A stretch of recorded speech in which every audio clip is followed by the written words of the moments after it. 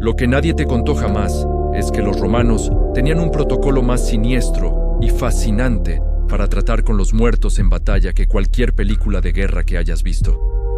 Imagina por un momento el silencio sepulcral que envolvía un campo de batalla romano cuando las últimas espadas dejaban de chocar. Miles de cuerpos esparcidos como hojas caídas, sangre que se mezclaba con el barro, armaduras destrozadas que brillaban bajo el sol implacable. Pero aquí viene lo extraordinario. Mientras otros ejércitos de la antigüedad simplemente se marchaban dejando aquel horror atrás, los romanos desplegaban una operación tan meticulosa y organizada que parecía más un ritual sagrado que una simple limpieza. La diferencia entre Roma y el resto del mundo conocido no estaba solo en cómo luchaban, sino en cómo trataban a la muerte misma. Para ellos, incluso los cadáveres debían someterse al orden imperial. Las primeras horas después de una victoria romana seguían un patrón que se repetiría durante siglos. Mientras el humo de los últimos incendios aún flotaba en el aire, escuadrones especializados comenzaban una búsqueda desesperada entre los cuerpos apilados. No buscaban oro ni botín, sino algo mucho más valioso: signos de vida. Un gemido ahogado, el movimiento casi imperceptible de una mano, una respiración tan débil que apenas movía el pecho. Estos soldados especiales, entrenados para detectar la vida en medio de la muerte, sabían que cada minuto podía significar la diferencia entre salvar a un compañero o perderlo para siempre. Los heridos con lesiones menores recibían atención inmediata de los médicos de campaña. Aquellos con heridas más graves eran trasladados rápidamente a hospitales móviles improvisados cerca del frente de batalla. Pero aquí radica un detalle que pocos conocen. Este esfuerzo extraordinario no nacía únicamente de la compasión. Para Roma, cada soldado curado representaba un recurso recuperado para futuras campañas. La humanidad y la estrategia se entrelazaban de forma brutal y eficiente. Mientras unos luchaban contra la muerte, otros iniciaban una tarea igual de importante pero mucho más sombría. Los centuriones, acompañados de oficiales especializados en registros, caminaban meticulosamente entre los cadáveres, identificando a cada uno de sus hombres caídos. Cada legionario romano portaba pequeños discos de plomo llamados signáculos, grabados con su nombre, unidad y ciudad de origen. Estos primitive carnets de identidad permitían no solo actualizar las listas militares, sino ofrecer algo fundamental para la cultura romana: honor y consuelo a las familias. Morir por Roma era un deber sagrado, pero ser olvidado constituía la humillación más terrible que podía sufrir un ciudadano romano. El siguiente paso revelaba la profundidad espiritual de esta civilización aparentemente brutal. Para los romanos, enterrar a los muertos no era simplemente una cuestión de higiene, sino un ritual religioso fundamental. Creían firmemente que el alma de un difunto no podía encontrar descanso eterno si su cuerpo quedaba expuesto a los elementos o se convertía en alimento de las aves carroñeras.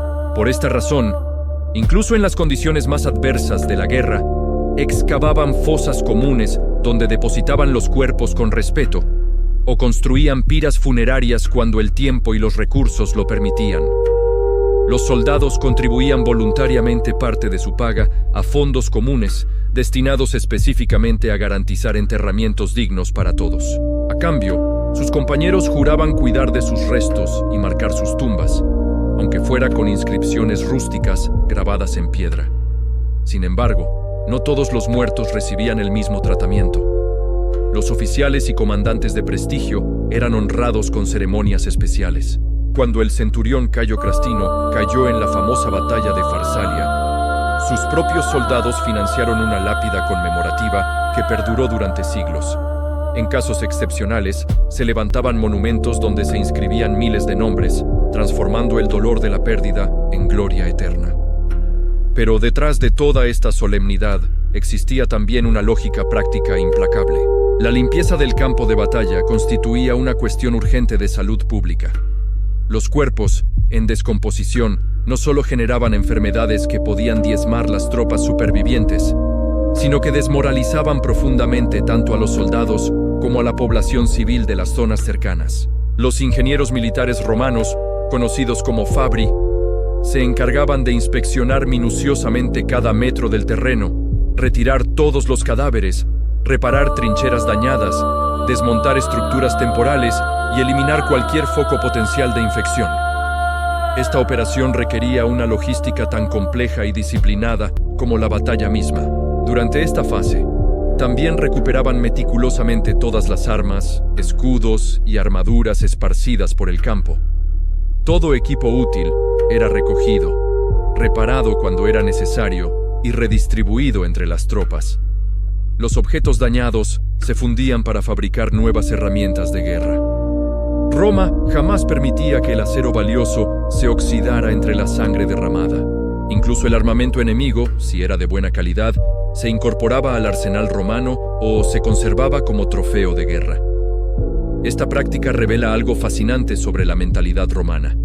Eran lo suficientemente pragmáticos para aprovechar cualquier ventaja y lo suficientemente seguros de sí mismos para usar las armas de sus enemigos vencidos. Pero el aspecto más políticamente delicado y estratégicamente complejo llegaba al final: decidir qué hacer con los enemigos caídos. Los romanos no aplicaban un protocolo único. Todo dependía del tipo de enemigo, del contexto político del momento y del valor simbólico que tuvieran esos muertos específicos. Si el enemigo era considerado digno, como cartagineses, macedonios o galos unificados bajo caudillos respetados, los romanos podían autorizar el enterramiento de sus muertos. En ocasiones permitían que los propios compañeros supervivientes los recuperaran. En otras, los mismos romanos los enterraban como muestra de su grandeza y magnanimidad. Este gesto jamás era gratuito. Mostrar piedad en la victoria constituía una forma sofisticada de consolidar poder y prestigio ante aliados y enemigos potenciales. Era propaganda política de la más refinada. Sin embargo, si el enemigo era considerado bárbaro, rebelde o traidor, como esclavos en revuelta o tribus que desafiaban activamente la romanización, el tratamiento era radicalmente diferente. Muchos cuerpos eran deliberadamente abandonados bajo el sol implacable, dejados a merced de los cuervos y las bestias salvajes. La descomposición pública se convertía entonces en una advertencia silenciosa pero contundente para cualquiera que presenciara el espectáculo. O te sometes a Roma o te pudres olvidado como estos desgraciados. En los casos más extremos, los cadáveres de líderes enemigos importantes eran mutilados o exhibidos públicamente. Sus cabezas podían ser enviadas directamente a Roma o mostradas en el foro local como prueba irrefutable de victoria. Esta práctica, lejos de constituir una barbarie descontrolada, estaba completamente ritualizada y cumplía objetivos específicos: reforzar el prestigio del general vencedor y servir como castigo simbólico ejemplarizante.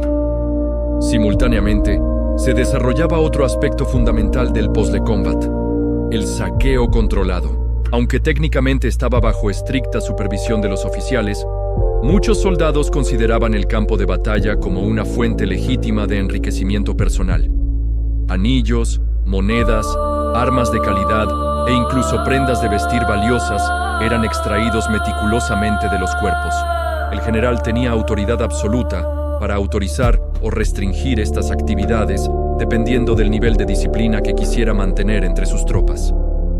En campañas prolongadas, permitir el saqueo elevaba considerablemente la moral de los soldados, pero si se gestionaba incorrectamente, podía generar conflictos internos devastadores. El historiador Tito Livio relata que después de ciertas victorias surgieron disputas tan graves por distribución desigual del botín que casi provocaron motines. Paralelamente a todas estas actividades prácticas, se celebraban ceremonias religiosas de crucial importancia. Para los romanos, la guerra constituía una actividad consagrada por los dioses. Por esta razón, después de cada batalla, se realizaban rituales específicos destinados a apaciguar a las divinidades. Uno de los más importantes era la lustración, una purificación ritual completa del ejército. Se sacrificaban animales seleccionados, se recitaban plegarias ancestrales y se bendecía formalmente a todas las tropas antes de permitirles reingresar al territorio civil. Si el ejército no era adecuadamente limpiado de esta contaminación espiritual del combate, se creía fervientemente que podría afectar negativamente a toda Roma. Pero el verdadero secreto de este protocolo romano se desvelaba cuando caía la noche. Mientras las sombras se alargaban sobre el terreno manchado de sangre, comenzaba la fase más enigmática de todo el proceso: la búsqueda de los tesoros ocultos entre los muertos. Los oficiales especializados en contabilidad militar, conocidos como actuari, desplegaban rollos de pergamino y comenzaban a anotar cada moneda, cada joya y cada objeto de valor encontrado. No se trataba de un saqueo desorganizado, sino de un inventario exhaustivo que revelaría después el verdadero coste económico de la victoria. Algunos historiadores sugieren que estos registros servían para calcular las compensaciones que Roma debería exigir a los pueblos vencidos. Era una especie de facturación post-mortem, donde cada vida perdida tenía un precio específico en oro y plata. Esta teoría, aunque controvertida, explicaría por qué los romanos eran tan meticulosos registrando hasta el último sestercio encontrado en los campos de batalla. Durante estas horas nocturnas, también se desarrollaba una práctica que bordeaba lo sobrenatural. Los aruspices, sacerdotes especializados en interpretar presagios divinos, examinaban cuidadosamente las vísceras de los animales sacrificados, buscando señales sobre el futuro de Roma. Si las entrañas mostraban marcas favorables, se consideraba que los dioses aprobaban la victoria. Pero si aparecían signos ominosos, podían ordenar rituales adicionales que duraban días enteros. En casos extremos, estas interpretaciones llegaron a influir en decisiones estratégicas fundamentales para el imperio. Lo que resulta verdaderamente extraordinario es cómo estos rituales nocturnos conectaban el mundo de los vivos con el de los muertos. Los romanos creían firmemente que los espíritus de los guerreros caídos permanecían vagando por el campo de batalla durante 3 días completos después del combate. Por esta razón, establecían guardias especiales que vigilaban toda la zona durante este periodo. Estos centinelas no solo protegían contra posibles ataques enemigos, sino que también velaban porque ningún espíritu inquieto pudiera perturbar el descanso eterno de sus compañeros. Las crónicas históricas mencionan casos donde soldados juraban haber escuchado lamentos sobrenaturales o haber visto figuras espectrales caminando entre las tumbas improvisadas. Aunque la veracidad de estos testimonios resulta imposible de comprobar, lo cierto es que influyeron profundamente en cómo se desarrollaban los protocolos funerarios. Cuando llegaba el amanecer del segundo día, comenzaba una operación aún más compleja: el traslado de los heridos graves hacia hospitales permanentes. Los valetudinaria, hospitales militares romanos, representaban una innovación médica revolucionaria para su época. Estos centros disponían de salas de cirugía equipadas con instrumentos especializados, habitaciones separadas según el tipo de lesión y personal médico entrenado específicamente para trauma de combate. Los cirujanos militares romanos desarrollaron técnicas quirúrgicas que no volverían a verse en Europa hasta más de 1000 años después. Los soldados con heridas en extremidades recibían prótesis rudimentarias pero funcionales. Aquellos con daños cerebrales eran tratados con trepanaciones, procedimientos donde se perforaba el cráneo para aliviar la presión interna. Aunque primitivas, según estándares modernos, estas intervenciones salvaron miles de vidas que en cualquier otro ejército de la antigüedad se habrían perdido irremediablemente. Paralelamente, se desarrollaba el aspecto más políticamente sensible de todo el protocolo: la gestión de prisioneros heridos. Dependiendo de su rango y origen, estos cautivos podían recibir tratamiento médico similar al de los romanos o ser abandonados a su suerte. Los nobles y oficiales enemigos de alto rango generalmente eran curados para ser exhibidos después en triunfos públicos en Roma. Su recuperación formaba parte del espectáculo político que consolidaba el poder del general victorioso. Sin embargo, soldados rasos de tribus consideradas bárbaras raramente recibían atención médica. Esta diferenciación revela cómo Roma utilizaba incluso la medicina como herramienta de dominación psicológica y control social. El tercer día después de la batalla marcaba el momento de las decisiones definitivas. Los cuerpos que no habían podido ser identificados se depositaban en fosas comunes, marcadas únicamente con inscripciones genéricas. Aquí yacen soldados desconocidos que murieron por Roma. Estas tumbas anónimas cumplían una función social fundamental. Permitían a las familias que nunca recuperaron los restos de sus seres queridos tener un lugar específico donde llorar y realizar ofrendas. Muchas madres y esposas viajaban centenares de kilómetros para visitar estos monumentos, convirtiendo los antiguos campos de batalla en centros de peregrinación familiar. Pero el elemento más sorprendente de todo este protocolo era cómo transformaba el horror de la guerra en una experiencia educativa para las generaciones futuras. Los veteranos supervivientes se convertían en custodios de la memoria colectiva, narrando las historias de los caídos en festivales anuales. Estas ceremonias conmemorativas no glorificaban la violencia, sino que enseñaban a los jóvenes romanos el verdadero precio de la libertad y la prosperidad. Cada nombre inscrito en piedra representaba una lección sobre sacrificio, deber y las consecuencias reales de los conflictos. De esta manera, Roma logró algo que pocos imperios han conseguido a lo largo de la historia: convertir la muerte en una maestra de vida. Sus protocolos post-batalla no solo honraban a los muertos, sino que educaban a los vivos sobre el valor de la paz y la importancia de proteger lo que realmente importa. Hoy, 2000 años después, podemos aprender algo fundamental de esta aproximación romana a la muerte y la memoria. En nuestras vidas cotidianas, enfrentamos constantemente pequeñas batallas personales y profesionales. Pero la verdadera victoria no está en cómo luchamos, sino en cómo honramos lo que perdemos por el camino y cómo utilizamos esas experiencias para construir algo mejor.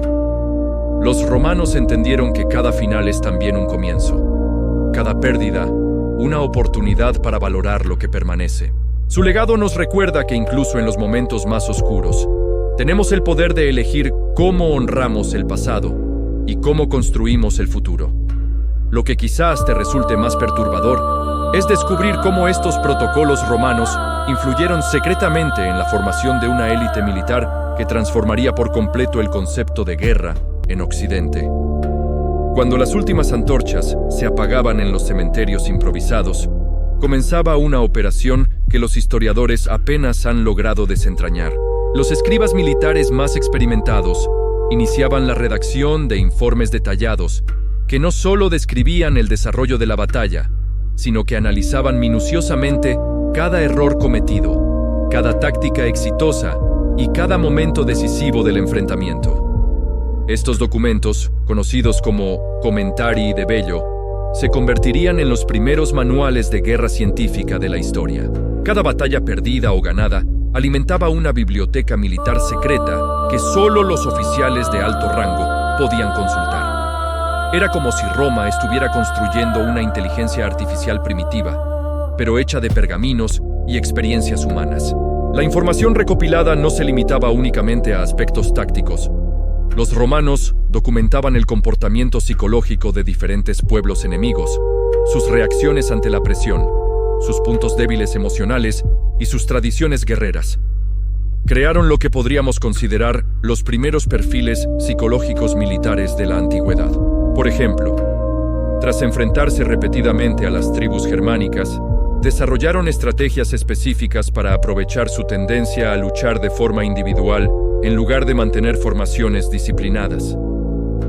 Contra los cartagineses, perfeccionaron técnicas para neutralizar su superioridad naval. Cada enemigo vencido se convertía en una lección para futuras generaciones de comandantes. Pero había algo aún más inquietante en este sistema. Los veteranos supervivientes no solo narraban historias heroicas en las ceremonias públicas. En círculos privados, transmitían conocimientos mucho más siniestros, cómo detectar el miedo en los ojos del enemigo, cómo explotar la desesperación de los sitiados, cómo utilizar el terror como arma psicológica sin cruzar los límites que pudieran provocar rebeliones. Esta tradición oral clandestina creó una casta de guerreros que comprendían la guerra no solo como un enfrentamiento físico, sino como un complejo juego mental donde cada gesto, cada palabra y cada símbolo podían inclinar la balanza hacia la victoria o la derrota. Durante los meses siguientes a cada campaña, se organizaban reuniones discretas donde los oficiales analizaban las decisiones tomadas bajo presión extrema. Estas sesiones, llamadas Concilia Post Bellum, funcionaban como autopsias militares donde se diseccionaba cada momento crítico del combate. Uno de los aspectos más fascinantes era cómo evaluaban sus propios fracasos. A diferencia de otras culturas que tendían a ocultar o justificar las derrotas, los romanos las estudiaban con una frialdad científica impresionante. Desarrollaron una mentalidad que transformaba cada error en una ventaja futura, cada pérdida en una inversión para victorias posteriores. Esta capacidad de aprender de la adversidad explica por qué Roma pudo recuperarse de catástrofes aparentemente definitivas.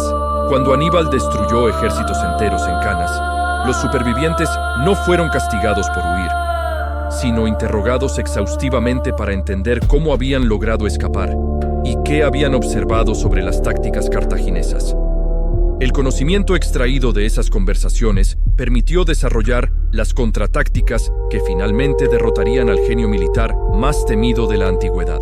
Roma había aprendido a convertir la humillación en sabiduría, y esa habilidad la volvía prácticamente invencible a largo plazo. Algunas teorías sugieren que existía incluso un protocolo secreto para gestionar la información más sensible. Los detalles sobre nuevas armas enemigas, tácticas innovadoras o debilidades específicas de las legiones romanas se clasificaban según su importancia estratégica. La información menos crítica se compartía abiertamente entre todos los oficiales. Los datos moderadamente sensibles solo llegaban a los comandantes regionales. Pero los secretos más peligrosos, aquellos que podrían cambiar el equilibrio de poder en todo el Mediterráneo, se reservaban exclusivamente para un círculo íntimo de generales de confianza absoluta. Este sistema de seguridad informativa era tan sofisticado que cuando algunas legiones fueron capturadas por enemigos, los secretos militares fundamentales permanecieron protegidos porque los soldados rasos simplemente no tenían acceso a ellos. Roma había inventado la compartimentación de inteligencia militar siglos antes de que el concepto fuera formalizado. Lo verdaderamente extraordinario es cómo este conocimiento acumulado transformaba a los jóvenes oficiales romanos. Cuando llegaban a sus primeras campañas, no eran novatos enfrentándose a lo desconocido. Llevaban en sus mentes las experiencias destiladas de centenares de batallas anteriores, como si cada nuevo comandante heredara la memoria colectiva de todos sus predecesores. Esta transmisión del conocimiento militar creó una ventaja competitiva que ningún otro imperio de la antigüedad poseía. Mientras los generales enemigos dependían únicamente de su experiencia personal y tal vez algunas tradiciones familiares, los romanos combatían con la sabiduría acumulada de siglos de conflictos analizados científicamente. El resultado final era que Roma no solo ganaba batallas individuales, sino que mejoraba constantemente su capacidad de ganar. Cada generación de soldados era más eficiente que la anterior, no porque fueran físicamente superiores, sino porque habían aprendido de los errores y aciertos de todos los que lucharon antes que ellos. Algunos historiadores especulan que esta mentalidad de mejora continua influenció después el desarrollo del derecho romano, la ingeniería romana e incluso la administración imperial. La idea de que cada problema podía resolverse mediante el análisis sistemático de experiencias previas se extendió mucho más allá del ámbito militar. Esta es posiblemente la lección más valiosa que podemos extraer de aquellos campos de batalla ensangrentados. Los romanos entendieron algo que muchas personas hoy olvidan, que nuestros fracasos más dolorosos pueden convertirse en nuestras herramientas más poderosas si tenemos el coraje de examinarlos honestamente y la disciplina de aprender de ellos. En nuestras vidas modernas, cuando enfrentamos derrotas profesionales, rupturas personales o momentos de profunda incertidumbre, tenemos la oportunidad de aplicar esa misma sabiduría romana. Cada experiencia difícil contiene información valiosa sobre nosotros mismos, sobre los demás y sobre cómo funciona realmente el mundo. La diferencia entre quienes se recuperan de las adversidades y quienes quedan atrapados en ellas no radica en la ausencia de dolor, sino en la capacidad de transformar ese dolor en conocimiento práctico. Los romanos nos demostraron que la verdadera fortaleza no consiste en evitar los golpes, sino en volverse más sabio después de cada uno. Y así, 2 milenios después, sus campos de batalla silenciosos siguen susurrando la misma verdad fundamental: que el poder real no está en la espada que empuñamos, sino en la sabiduría que construimos sobre las cenizas de nuestras propias derrotas.